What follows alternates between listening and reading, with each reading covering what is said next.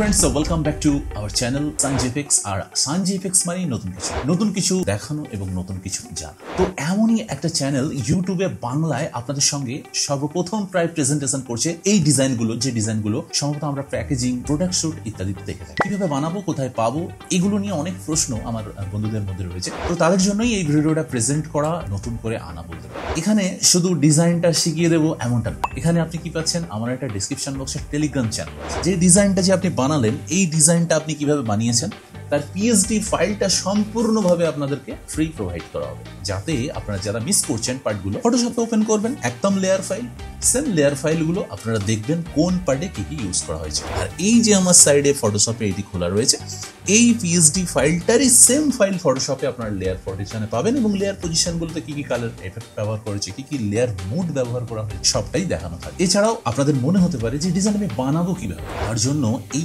Element কোথা থেকে পাবেন তার লিঙ্কও আমি আমার ডেসক্রিপশন বক্সে দিয়ে দেবো। লিঙ্ক কোথায় পাবেন? এই যে আমার লিঙ্ক সাইট, এই লিঙ্ক সাইট থেকে কিন্তু আপনারা ডাউনলোড করতে পারবেন।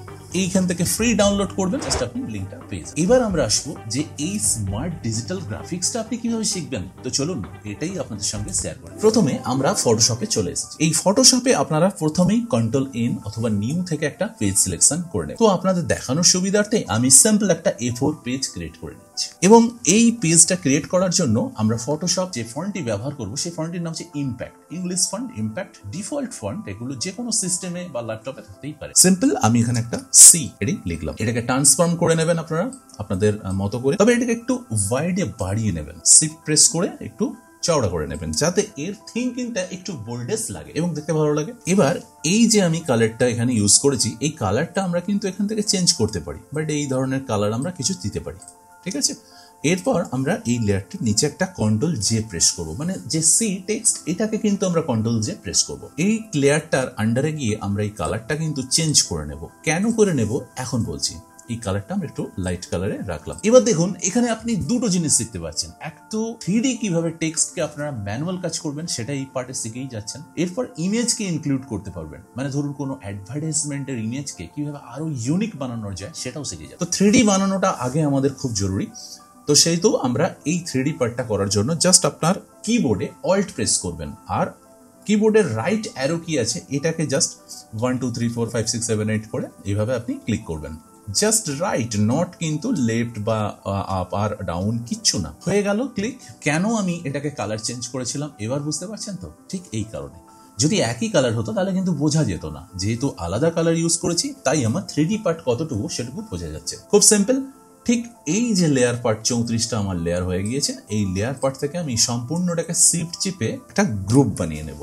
এবার গ্রুপটাকে দেখুন আমি অন অফ করছি, এটা একটা গ্রুপের আন্ডারে রয়ে গেছে। এরপর আমরা সব থেকে ওপরের যে লেয়ারটা আমার রয়েছে, এই ওপরের লেয়ারটিতে আমরা কিন্তু ইমেজটা ফিট করব। কোন ইমেজ? না এই যে ইমেজটা আমরা দেখতে পাচ্ছি, এই ইমেজটা ফিট করব। আমি ইমেজ তো রেখেইছি, এখানে জাস্ট কপি করবেন, করে আপনি এই সব থেকে টপে গিয়ে আপনি একটা পেস্ট করে দেবেন, জাস্ট কন্ট্রোল ভি। এবার এটাকে একটু অপশনটা কমিয়ে দেবেন, যাতে আমি কোথায় ফিট করব সেটা দেখতে সুবিধার্থে। এবার কন্ট্রোল টি প্রেস করুন। প্রেস করার সাথে এবার এটাকে আপনি ছোট করুন, বাট এইভাবে একটু ঘুরিয়ে নিন, যাতে এর মাথাটা আমরা বের করে রাখতে পারি বাইরের দিকে। এই সেটিংটা কিন্তু অ্যাজ ইউর চয়েস, মানে আপনি আপনার মতন করে সেট করতে পারেন। এরপর আমরা এটাকে অপোসিটি বাড়িয়ে দেব। এবার এটাকে আমরা দুটো পদ্ধতি করতে পারি। এক হচ্ছে অল্ট কন্ট্রোল জি, মানে গ্রুপিং, মানে ক্লিপিং মাস্ক যেটাকে বলা হয়, এটাকে আমরা করে এই সি যেটা সবার ফ্রন্টে ছিল সিঙ্গেল, সেটার আন্ডারে ঢুকিয়ে দিলাম। একটু ভালো করে ভিডিওটা দেখবেন, লেয়ার সিস্টেমগুলো কিন্তু মিস করবেন। তারপর আমরা এটাকে আরেকটা কন্ট্রোল জে প্রেস করব। ঠিক একইভাবে এই কন্ট্রোল জেটাকে আমরা নামিয়ে নেব ওই গ্রুপের আন্ডারে, মানে গ্রুপ যে লেয়ারটা রয়েছে ওর উপরে। একইভাবে আবার অল্ট কন্ট্রোল জি, তাহলে এটাকেও ক্লিপিং মাস্ক করে ওটার আন্ডারে গ্রুপিং করে নিলাম। কিন্তু গ্রুপিং করলে তো হবে না, এটা তো একই কালার লাগছে, এটাকে কিভাবে 3D তে বোঝাবেন? এরপর আপনারা জাস্ট এই অপশনটায় যাবেন, এখানে এক্সপোজার বলে একটা সিস্টেম রয়েছে। এই এক্সপোজার সিস্টেমটাতে কিন্তু আপনাদের কাজ। এবার এই এক্সপোজারটাকে আপনারা লো করবেন। আপনারা দেখতে পাচ্ছেন পুরো পেজটা কিন্তু লো হচ্ছে। আপনারা ভাববেন না, আপনারা শুধু এই পার্টটাকে লক্ষ্য করুন, যে পার্টটায় আমি কাজটা করছি এই পার্টটা। 3D পার্টটা আপনি আরো ডার্ক চাইতে পারেন করলে, বাট এখান থেকে একটুখানি ডার্ক, ব্যাস এই পার্টটুকু আমার আছে।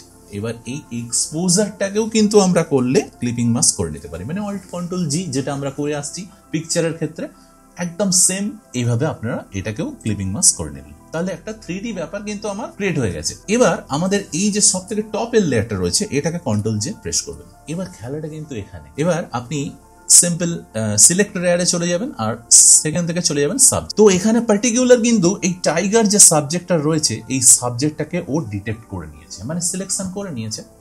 এবার আপনি সিম্পল একটা মাস্কিং অ্যাপ্লাই করে দিন। এবার মাস্কিং অ্যাপ্লাই করলে তো হবে না, আমার কিন্তু শ্যাডোর মধ্যে বা এই 3D এর মধ্যে কিন্তু টাইগারটা ঢোকেনি। কিভাবে ঢুকবে? ব্রাশ এফেক্টে চলে যাবেন। ব্রাশ তো সেট করাই থাকে, যারা নতুন তাদের জন্য বলছি, ব্রাশটাকে সবসময় ব্রাশ টুল ব্যবহার করলে এই যে স্পেসিং এটাকে কিন্তু 1 রাখবেন আর হার্ডনেস অবশ্যই 0। এটা শর্টকাট হচ্ছে F5, ক্লিক করে দেখে নেবেন।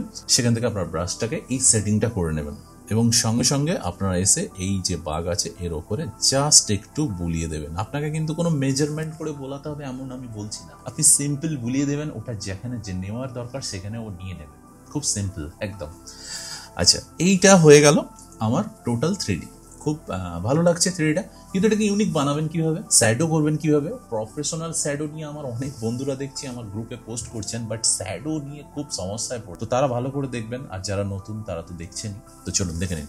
প্রথম এই কমপ্লিট ডিজাইনটাকেই আমরা কি করব? গ্রুপ করে নেব। একদম কমপ্লিট ডিজাইনটাকে আমরা গ্রুপ করে নিয়েছি। নিচের লেয়ার ফাইলটাকে আনলক করে দেবো, মানে যে আমার মাস্টার যে গ্রাফিক্সের যে ব্যাকগ্রাউন্ড লেয়ারটা রয়েছে। তো সবার প্রথম এই গ্রাফিক্সের এটাকে আমরা কালারটা চেঞ্জ করে নেবো। এখানে আমি যেহেতু কালারটা দিয়ে রেখেছিলাম, বাট এইখানে কি করছেন আমরা ব্ল্যাক দিচ্ছি, আর এই যে কালারটা আমি দিয়েছি দেখুন, এখান থেকে আমি এই যে বাঘের যে ব্যাকগ্রাউন্ড রয়েছে এখান থেকে আমি কালারটা নিয়েছি। এবং আপনি এটাকে যে কোনো কালার অ্যাপ্লাই করতে পারেন, বাট আপনি মনে করলে অ্যাশ কালার করতে পারেন। আমার এটা ভালো লেগেছে, আমি এটা নিয়েছি। এবার এখানে একটা শ্যাডোর পার্ট হবে, তার জন্য একটা ব্ল্যাঙ্ক লেয়ার নেব, সিম্পল ব্ল্যাঙ্ক লেয়ার। ব্রাশ টুল আমার নেওয়াই আছে। এবার এখানে গিয়ে জাস্ট একটা ক্লিক করবেন ব্ল্যাক, এবং এটাকে কন্ট্রোল টি প্রেস করবেন। সাথে সাথে এটাকে কিন্তু স্প্রেড করে দেবেন, এইভাবে স্প্রেড করে দেবেন জাস্ট, এবং এটাকে একটু ওপর দিকে তুলে দেবেন যাতে এটা শ্যাডো ফিল হচ্ছে আপনার, মানে এটা শ্যাডো ফিল হয়ে গেল।